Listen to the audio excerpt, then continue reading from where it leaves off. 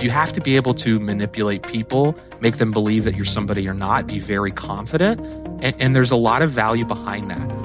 Hello, everyone, and welcome to the CyberWire's Hacking Humans podcast, where each week we look behind the social engineering scams, phishing schemes, and criminal exploits that are making headlines and taking a heavy toll on organizations around the world. I'm Dave Bittner from the CyberWire, and joining me is Joe Kerrigan from the Johns Hopkins University Information Security Institute. Hello, Joe. Hi, Dave. Got some good stories to share this week. And later in the show, David Sensi from MasterCard's New Data Security. He's going to be discussing the security issues with remote access and coaching frauds.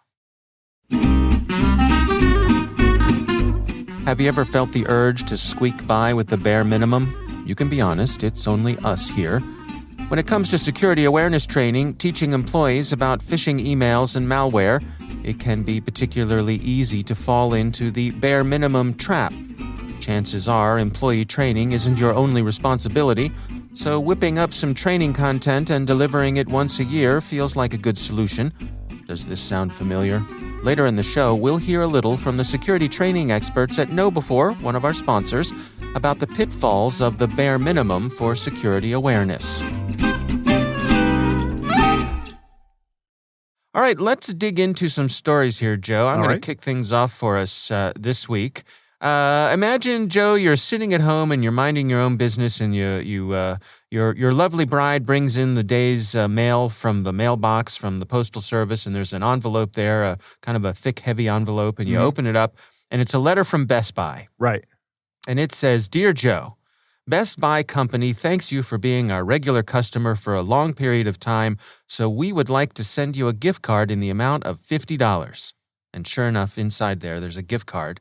And it says the letter, which I should add, is on Best Buy logo paper. Right. It says letterhead is the word I'm looking for. Letterhead, yes. Yeah. It says you can spend it on any product from the list of items presented on a USB stick. And there's a USB stick in the envelope as well. Thanks again for choosing us. Sincerely, Jonas, Customer Relations." Right. Well, Joe, what are you going to do here? What am I going to do?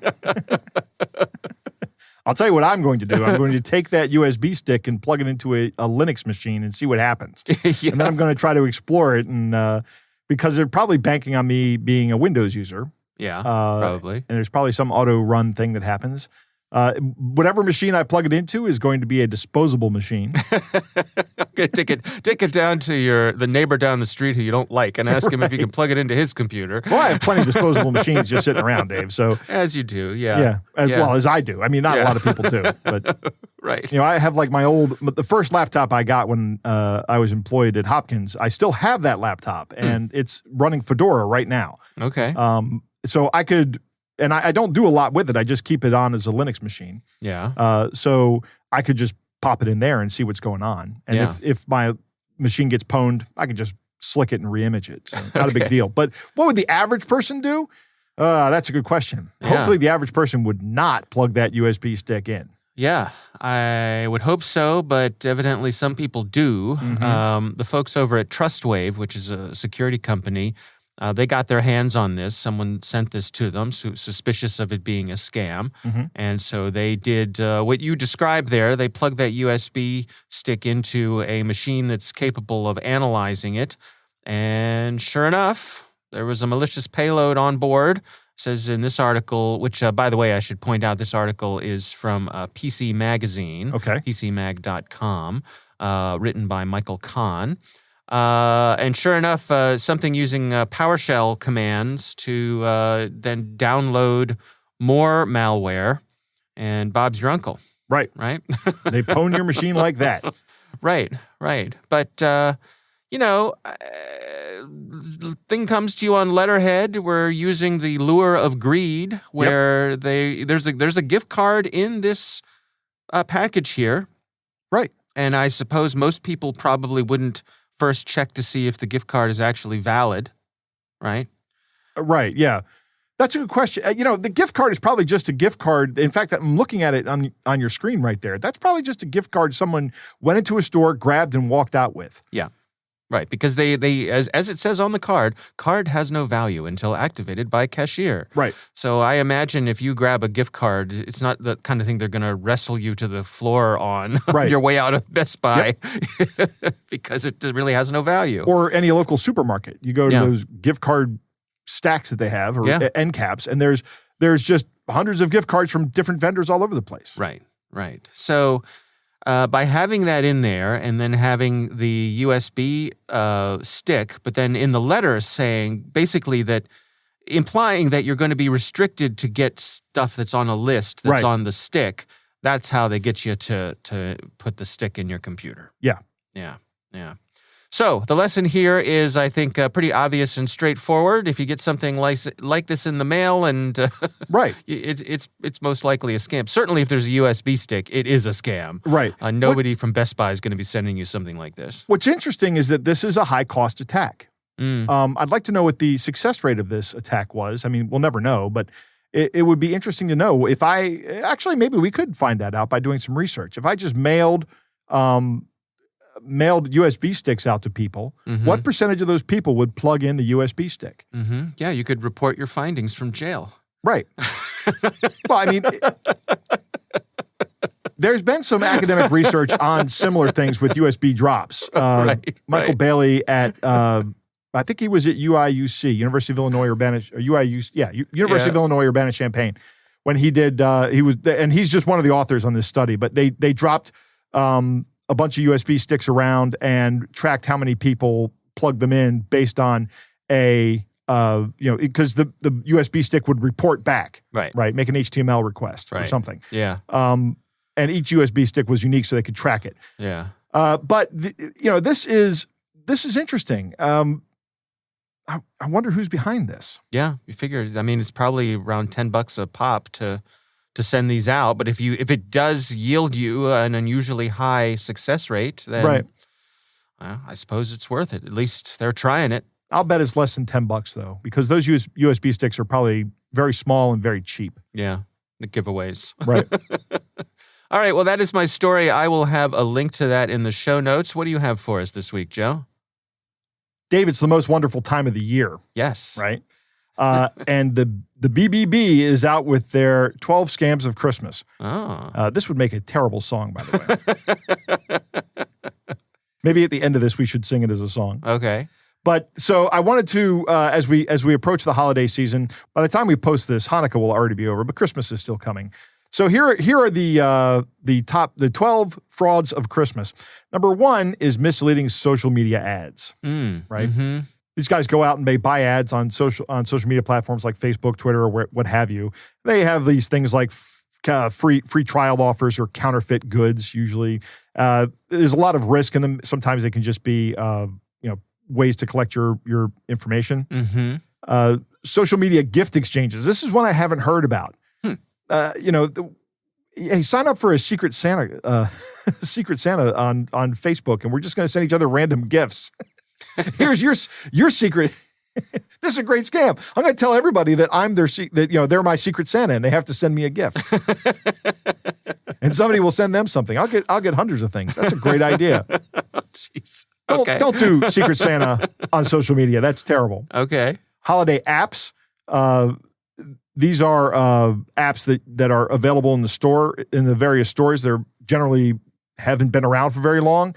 I would steer clear of any apps that are holiday themed. Way back, there was some Santa elf bowling thing. I can't remember what it was. It was a seasonal ad, but it was reporting back to some server somewhere. I can't remember all the details. That was back in the early 2000s. So that's been around for a long time.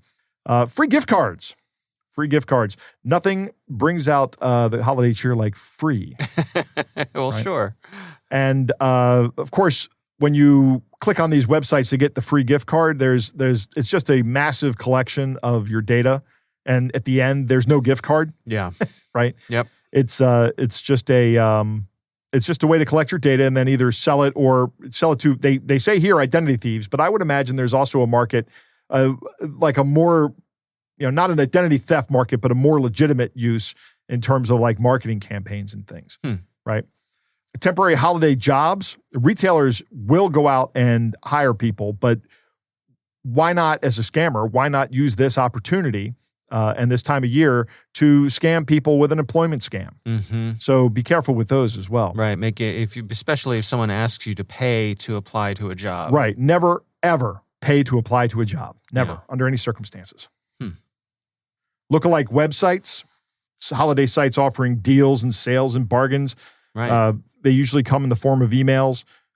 We've seen all kinds of things like this where that winds up being where they mail you something that's not of any value and you've paid tens or hundreds of dollars for it, and believing that you're getting a discount, and then they have a tracking number and they show that something was delivered. Fake charities.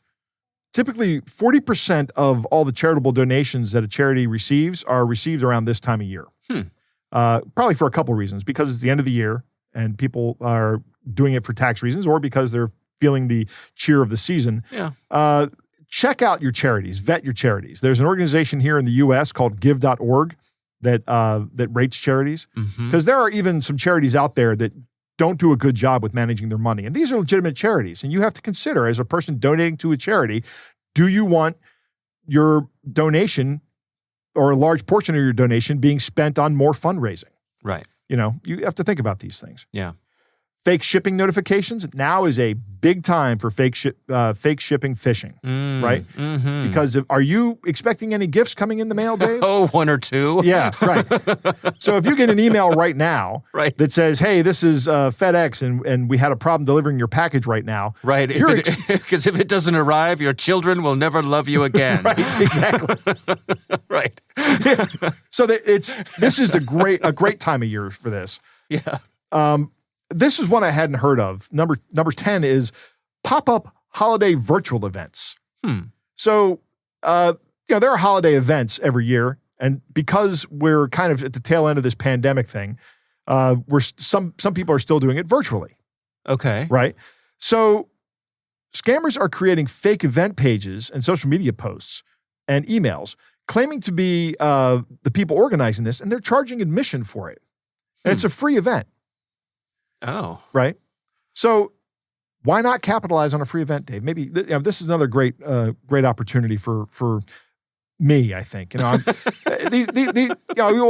talk about... What is your retirement fund underfunded or something, Joe? Do we need to have a conversation, Joe? Yeah. You seem unusually interested in some of these get-rich-quick schemes this week. I don't know. I'm always interested in get-rich-quick schemes. Okay. Top holiday wish list items, right? These are the big toy of the year, right? Yeah, Tickle Me Elmo. Right, Tickle Me Elmo, or this year I think it's the Nintendo Switch. Yeah. You can't find a Nintendo Switch anywhere right now. The only ones you can find are refurbished ones. So if you see an ad for one being sold ridiculously low, you should know right away that's a scam. Right. Okay? Right. First off, when these consoles come out, a lot of times, with consoles it's different, right, than the rest of the toys. Yeah. But whenever there's a gift that's in really high demand, right, like the Tickle Me Elmo you mentioned, or the Switch I mentioned, or any toy or gaming console or anything, those prices are going to be higher than the retail price, not lower. Right. So if you see an ad for a low-priced item, you should be wary of it. If you see an ad for just, hey, I'm selling this Tickle Me Elmo or whatever it is for list price, right? I just want to unload it because I'm a good person. You should be suspicious of that, right? If you're going to buy these things from somebody, if you're going to pay what essentially is an item scalper money for something, that's something you should do in person, or through a trusted site like eBay. If you're going to do it, it's not something you should do through some news site. It's very risky behavior. Yeah. And finally, and this one really kind of gets my goat a little bit: puppy scams. Aw.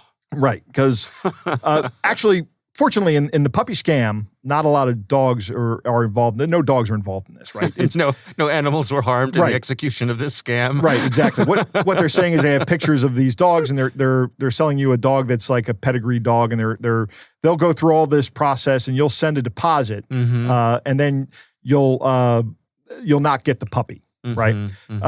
Generally, I think it's a bad idea to give a dog as a Christmas gift, or a cat, or any animal as a Christmas gift. Those are not Christmas gifts. Those are entities that you should be making a serious lifelong of the pet commitment to adopting them. Right. And if you can adopt from a shelter, you should do that as well. There are plenty of animals out there that you can pay a very low fee for, and you can go out and meet these animals. Both of my dogs right now came from a rescue out in West Virginia where we went out and got them. And, it costs $150. You get to go out and you meet the dog and you go, yeah, I'll take this one home and this will be my dog. Mm-hmm. And that's a lot better than dealing with a breeder. Our first dog, we actually did deal with a breeder because we had a requirement for a dog that will not give my son allergies because he was young and had respiratory issues, which he's since outgrown.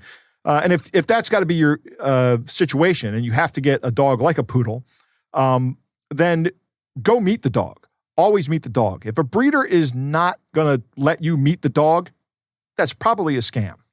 Yeah. Go meet the breeder. Make sure that the dog, this isn't some puppy farm or something. Yeah, absolutely. Tour that area. Yeah. When we went to where we got our first dog, that was a nice setting. Mm-hmm. It was clear this was not some puppy mill. It was just a woman that had a poodle, a miniature poodle that she was breeding, and she would have a litter a year, and we just said, just give us the runt. We want him, and that's what we got. He was a great dog. Yeah. Yeah. So the scam here is that someone will put up an ad or something and says, "Hey, we're having the scam. a litter." That's right. This show's about scams, not about my dogs. Sorry. So to puppy time with Joe. Right. Yeah. But yeah. So the scam is, hey, look you can get this dog. Would you like to have this golden doodle? Right. Mm-hmm. Or the hot breed. Right. Golden doodles right now are like $4,000 for a puppy. Yeah. And they will show you pictures of golden doodles. They'll say, look at him. He's so cute. Look how fun he is. Right. But you'll never see the dog. And they'll insist on a deposit, maybe like $400, a 10% deposit. And okay, now we've held the dog. And then as soon as you give them the money, they disappear. They're gone. Mm-hmm. That's it. Yeah. And you're out $400. Yeah. And no puppy. That's right.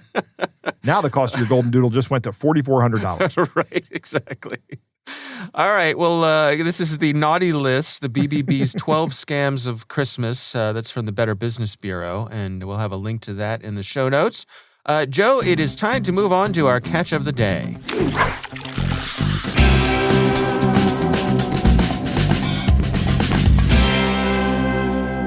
Dave, our catch of the day comes from Henry, who is a listener, and he got this email. There is a lot of appeal to religion in this email. So why don't you read it? All right. It goes like this. Greetings in the name of our Lord Jesus Christ. I am Mrs. Elizabeth A. Johnson from Bahrain, a widow to late Dr. A. Johnson. I am 51 years old and a coveted born-again Christian, suffering from long-time cancer of the breast. From all indication, my condition is really deteriorating, and it's quite obvious I might not live to more than 2 months, according to my doctor, because the cancer has gotten to a very worst, dangerous stage. My late husband and my only child died last 5 years ago. His death was politically motivated. The late husband was a very rich and wealthy businessman who was running his gold diamond business here in South Africa. After his death, I inherited all his business and wealth. My doctors has advised me that I may not live for more than 2 months, so I now decided to divide the pot of this wealth to contribute to the development of the church in Africa, America, Asia, and Europe. I collected your email address during my desperate search on the internet, and I prayed over it. I decided to donate the sum of $5,600,000 United States dollars to the less privileged because I cannot take this money to the grave. Please, I want you to know that this fund is lodged in a bank here in South Africa. Once I hear from you, I will forward to you all the information you will use to get this fund released from the bank and to be transferred to your bank account. I honestly pray that this money, when transferred to you, will be used for the said purpose, because I has come to find out that wealth acquisition without Christ is vanity. May the grace of our Lord Jesus, the love of God, and the fellowship of God be with you and your family. Reply to me on my private email address, melizabethjohnson@gmail.com. Right. Oh, goodness, Joe. Yeah, man. This is this is a typical advance fee scam. Yep. They're just going to try to bilk whoever responds to this out of fees, promising money that's never coming. But right. I mean, the first off, she changes from being from Bahrain to being to in South Africa. I guess you could ask what the story is there, but she's a woman of the world. Right, She's yeah, a she's world traveler. She's right. Apart from the terrible English and the obvious scam part, people will fall for this though, or else they wouldn't be sending these out. Yeah, well, and sort of keying in on someone's faith, right. which again is a way to short circuit someone's rational thinking. You have a sick woman here, right, in another country. She's not going to be around much longer, and her story is all she wants to happen is this money to be used for good things. Mm-hmm. So, even if somebody through their good faith wanted to use every dollar of this for missions of their church, right, they're still going to get scammed. Yes, absolutely. Yeah. I'm very wary of people that approach me and speak to me like this, and try to appeal to a mutual belief system. Mm-hmm. And it doesn't have to be just religion; it can be just about anything. Yeah. I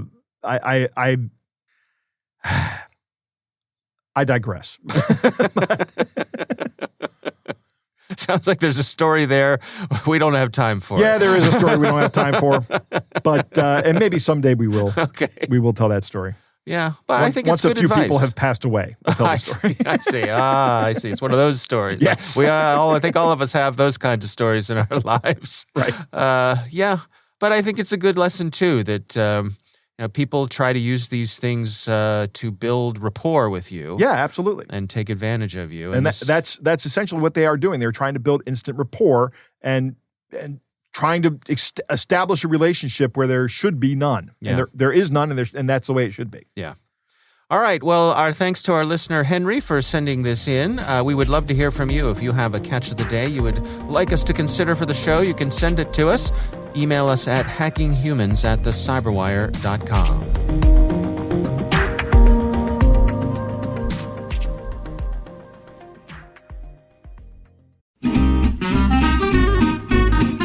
Here's a message from one of our sponsors, the security awareness training experts at KnowBe4. Earlier, we talked about the bare minimum and how that can translate to employees only getting trained once a year.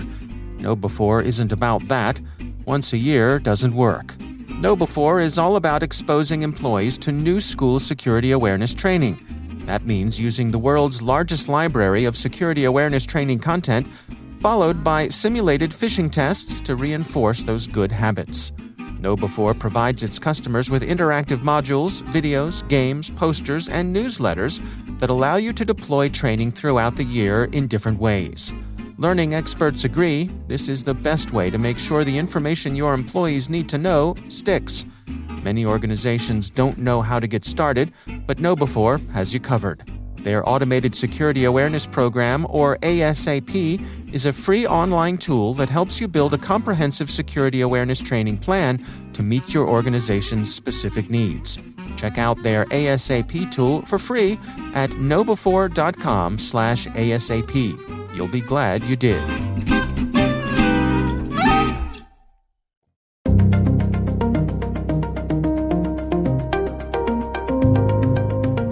Joe, I recently had the pleasure of speaking with Dave Sensi. He is from MasterCard's new data security division. And we're discussing security issues with remote access and what are called coaching frauds. Mm-hmm. Here's my conversation with Dave Sensi. Yeah, so when we're talking about coaching, what this is when a fraudster or an individual manipulates a genuine user to believe they are someone who they aren't, to perform fraudulent activities on the fraudster's behalf. So a very simple business example would be that I call you, Dave. I convince you that I am from the bank. I ask for information. And there's two different ways that you can go about this. One is I ask for, like, let's say the OTP that the bank sends you, and then I go do the fraud myself as the fraudster. Or the second option would be is where I actually exploit you and continue to make you think that I am somebody else, and you do the fraud on my behalf. And what kind of fraud would we be talking about here?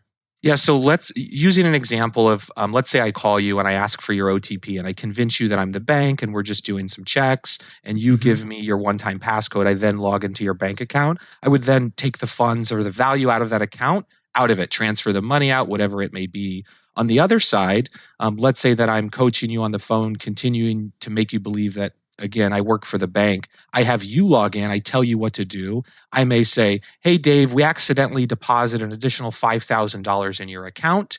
You can see on my screen that that has happened, and I'm going to need you to transfer some of that back. What I would actually be sharing you on the screen is just a mocked up image of your statement or your account that makes it appear there's an additional amount of money in there, but it's not actually in there. And then you would Hmm. transfer the funds out on your behalf over to me. So two different types of coaching there. One is where I'm exploiting the user and I continue to exploit them and have them do the fraud on my behalf. Or two is just where I get some information from you and then I would then perpetrate the fraud as the fraudster. How would you rank the sophistication of these folks in terms of the amount of work they have to do ahead of time to head into one of these scams? So here's what I would say. I don't know if it's a sophisticated type of fraud. It's more Hmm. sophisticated social engineering. So you have to be able to manipulate people, make them believe that you're somebody you're not, be very confident. And there's a lot of value behind that. So it's not so much that it's sophisticated fraud attack, because truly you're convincing someone that you're not and then having them provide you information that gets you value. Now it's going to, you hit on the amount of work. It's going to take a lot of work because you're going to run across a lot of people that aren't willing to provide that information due to the Hmm. education that the companies have sent out to watch out for this type of scam. Yeah, I guess what I'm wondering is, do these scammers come in? How much stuff do they know about me coming in? Do they know what bank I deal with? Do they have the last four digits of my social security number? Do we have any insights there? I don't know if they have that level of detail, but what they have Hmm. to know at a minimum is who you are. I think they could even get away with not knowing which bank you're at. If they, you'll get those calls that say, hey, we're calling you from the MasterCard and Visa department. But we all know, I personally know, that that department doesn't exist because they're two separate companies. So I would tell you that it's going to vary drastically based on the level of information you have. But the fraudsters that want to go for the true high value, let's say someone that's just extremely well off, they're going to be able to do their research to take the time to find the right victim. But then you're going to have fraudsters who just go based on volume, meaning I'm going to call up 100 people a day and hopefully I get one person. Now they're not going to need to do as much research because those are the people that are going to fall for, hey, this is such and such from the MasterCard Visa department. But those more sophisticated attacks where they are taking the time to do the research, looking you up on LinkedIn, trying to buy information about you on the dark web, those are going to take a bit more time and be a little bit more sophisticated just because they did their research. Hmm. But they're really trading off of some of that brand equity that an organization like MasterCard would have, and the breadth of I guess, the perceived interaction that a brand like MasterCard has with so many banks. Yeah, fundamentally agree. So if a fraudster can take the time to determine who someone is banking with, learn some information about them, it's gonna make them appear to be more credible. But that's why it's so critical. And you see a lot of these banks sending out information. We will never ask for your one-time passcode. Do not share your passphrase with us. They're pushing out all this education to kind of mitigate some of these social engineering attacks and scams that happen. So, what can be done here? I mean, is this education? Are there technical things that can be put into place? How can individuals and organizations do a better job of minimizing the chances that they'll fall victim to this sort of thing? Yeah, it 100% starts with education. So here's the scams to watch out for. You'll even see you'll see companies internally to try to promote education to say, hey, watch out for phishing attacks. Look for these telltale signs. And then I'd say it continues with education, even to your client or consumer base. We will never ask for your one-time passcode. We will never reach out directly and ask for this. So there's ways you can validate when someone's calling you to get a sense if this feels right or it doesn't feel right. But beyond education, there are things you can put in place to help identify these when these types of attacks are happening. So let's walk through those two business examples that I referenced. Yeah. One where I'm going to call you and ask you for your OTP, or two where I continue to keep you on the phone and have you do the fraud on my behalf. So those you can put some behavioral biometrics in place to identify that type of behavior. And let me explain how. So in a scenario where I'm asking for your one-time passcode and then I log into your account, my behavior, even though I had the right credentials, my behavior is not going to be the same as yours. So the way that I type in your username and password is not going to be the same way that you type it in, Dave. And then the way that I navigate through that account isn't normal behavior. I'm coming from a new device. I'm coming from a new IP address. Companies are going to be able to identify that and say, this seems off here. This isn't normally how Dave interacts. We may want to flag this as malicious. Now, on the flip side, Dave, where I then make you do the fraud on my behalf, it's a little bit more challenging, but you still can identify this. So if you think about it, this is still Dave coming in from his same IP address. This is still Dave coming in from his same device, but his behavior is slightly off. He's pausing. He's on the page longer because he's listening to someone on the phone. He's debating in his head if this is genuine or not genuine, but he's still proceeding. So the way that he normally operates on that page has changed. He's on the page longer than the average human population would be on this page. He's navigating in a weird way just because things feel off and he's just not used to this scenario, but he's still proceeding. So these tiny anomalies can give indication that something is off, and you can use this to then, as a bank, to introduce some type of friction to say, hey, Dave, is this really you? Let's send you some type of verification. Or these different types of anomalies can give indication that something's off here, and you can use these to mitigate this. Now, this isn't 100% going to capture every single instance, but it's a good starting point if you can start with education to your consumers and to your employees, and then put some behavioral biometrics in place to say, if this does happen, let's better identify when it's happening so we can mitigate it. Can you describe to me what happens when the behavioral biometrics does flag something? What happens from the user's point of view? What do they see, and how do you go about that extra layer of verification? Yeah, so behavioral biometrics is going to leverage a passive way to identify whether it's a genuine user or not genuine user. So the user would not be able to see a difference when they're interacting. Meaning you're looking at, as I said, time on page, time in a specific field, typing cadence, mouse movement. Are you alt tabbing? Are you copying and pasting? So what happens is when you leverage like a behavioral biometrics solution, information is sent from that solution to, in this example we're talking about, a bank to say this specific interaction is risky.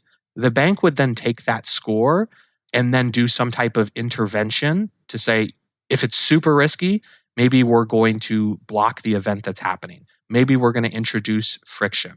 Maybe because it's so obviously fraud, we're going to put them in a honeypot, which is where the fraudster believes that they're interacting with a genuine site, but it's actually a site that doesn't have real financial or impact to the real servers. So the entity, the bank that is receiving these risky scores, has a variety of different mitigation tactics to put in place depending on the confidence of whether it is fraud or it is not fraud. Do you think there's a competitive advantage here for the organizations that are putting these sorts of things in place? I mean, is this the kind of thing where if I'm shopping around for a new bank, should I be asking the degree to which they're using things like this to help protect me and my family and my colleagues and coworkers? I would say security certainly should be top of mind when identifying an optimal organization to work with, right? We know that consumers care about security and they want their information protected. So, to the degree that I'm going to go out and reach out to the bank and try to get a sense of what their security stack looks like, I feel like that may be a little bit of difficult by doing some Googling online. But I can tell you the majority of banks, and especially the larger ones, have this level of sophistication in place. So, yes, I would say security is certainly top of mind for consumers when looking for a bank to work with. Anyone that is holding value of someone else's wants that properly secured. So giving that sense of comfort to the consumer, I would say is critical. So then I guess it's really the education part that people can do for themselves, for their employees, for themselves, for their families. I mean, that part people can implement on their own. Yeah, I mean, education is critical, right? It starts with the organization that you work with your organization making you aware of these type of attacks and the telltale signs. It starts with education from the company down to their consumer base. And yes, 100% agree. It comes down to me educating my grandparents about, hey, this type of fraud exists. Grandma, no one is going to call you from the bank and ask for this, so don't give it to anyone that calls. So agree, it goes to education from the organization to the employees, organization to their consumers, and then just between our own family and friends as well.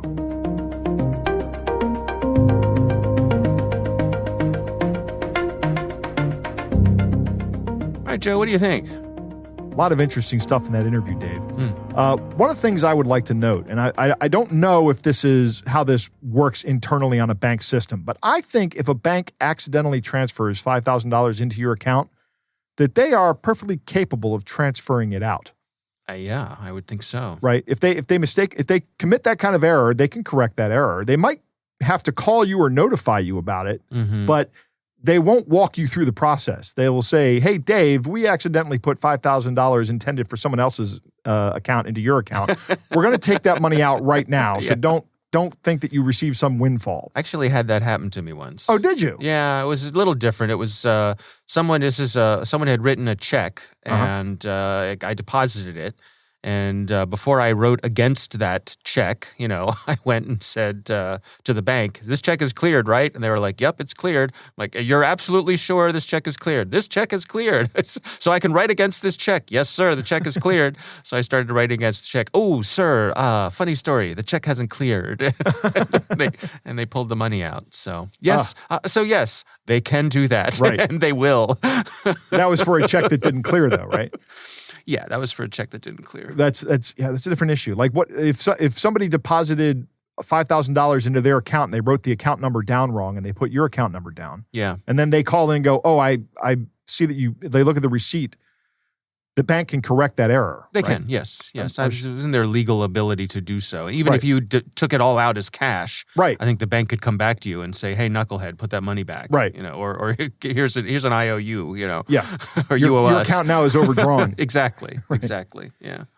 These kind of attacks are not. So my point in this whole discussion is the bank doesn't really need your help to do this, right? You should be aware of that. Yeah. And I want to emphasize that. Somebody that calls you from their bank and says, "Oh, I accidentally transferred money into your account and I need your help getting it out," that's a lie. Right. And that's a scam. Right. These kind of attacks are not technically sophisticated, which is kind of why we talk about them here on this show. It's interesting that he says 18 months ago, they weren't talking about social engineering with coaching scams. We've been doing this show for 3 years. Yeah. I will agree with Dave on that social engineering is now a much more front of mind issue among security professionals than it has been in the past. Right. And that's good. That's good. I think that's great, actually. Some attackers are just going to spam call these people, and some are going to do much more research. So it really depends on the attacker's capabilities. I think that people need to be mindful that it doesn't matter what the attacker's capabilities are, because if you think about one end of the scale where they're not very skilled, while they're not very skilled, there's a lot of them, right? Right. And the ones that are very skilled, there's not many of them, but they're really good at what they do. Right. So you have that continuum to contend with, and you should be aware of it. Yeah. When I log into my financial institutions, some of them have I still have SMS messages. I did find that one of them has started using hardware keys, and I'm going to change that. But some of them say, "Hey, here's the code. We will never ask you for this." And other ones just say, "Here's the code." Right. So I think I have a letter to write. Because saying in the text message that we will never ask you for this code is probably the easiest and cheapest thing a financial institution can do to reduce fraud. Yeah. Yeah, it would help. Yeah. Education is key. So keep listening to us, right? Because we're a form of education. Here's my advice on this entire coaching thing. Never provide information on an inbound call. Never take any action on an inbound call. It is always 100% okay to say to someone who has called you, "I'm going to call you back on the number I have on file." Right. Or on the number on your webpage. And don't let them give you a number to call back. Right. Don't let them give you a number to call back. Say, oh, just call me on my direct line. Right. No. You tell me what your extension is, and I will find you. Mm-hmm. And I'm going to call you back. Mm-hmm. And if they insist, you may notice at that point in time, they start trying to scare you. Mm-hmm. That should be a red flag that this is a scam. Hang up the phone. Mm-hmm. Then call your bank and make sure everything's okay. Yeah. Right? Dave was talking about behavioral biometrics, and that's interesting. It won't stop everything, but it could move any financial institution into a more secure direction, right? Toward more security than less security. But these solutions require the development of software on both the user end and the back end. And you need to collect that data and analyze it. So, yeah, I don't know. This is something that's probably something that larger organizations can do. Smaller organizations, maybe not. Yeah. But maybe there's a software solution out there for it that smaller organizations could just buy off the shelf. Yeah. I don't know. I've noticed that a couple of the online banking apps that I use have enabled Face ID, for example, to log in. So once you've established a secure connection with things like SMS and so on and so forth, you can say, hey, for the next 30 days, trust my Face ID to let me into this app, and it'll do so. So that, I think that's a good compromise. Mm-hmm. And finally, from the customer perspective, I think we do need to start asking financial institutions about their security policies and practices and what they're doing to keep our information safe and our money safe.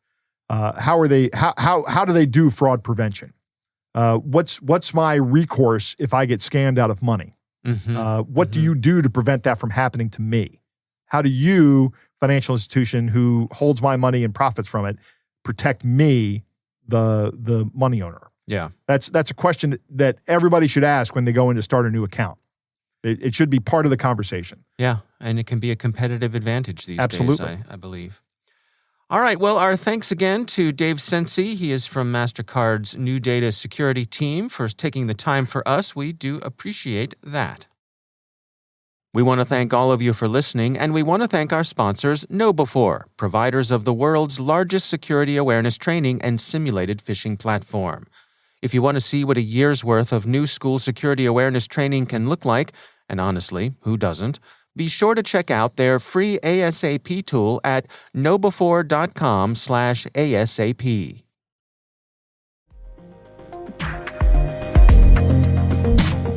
That is our show. We want to thank all of you for listening. We want to thank the Johns Hopkins University Information Security Institute for their participation.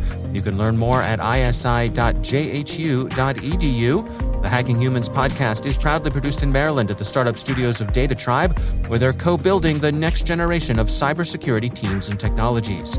Our senior producer is Jennifer Iben. Our executive editor is Peter Kilpie. I'm Dave Bittner. And I'm Joe Kerrigan. Thanks for listening.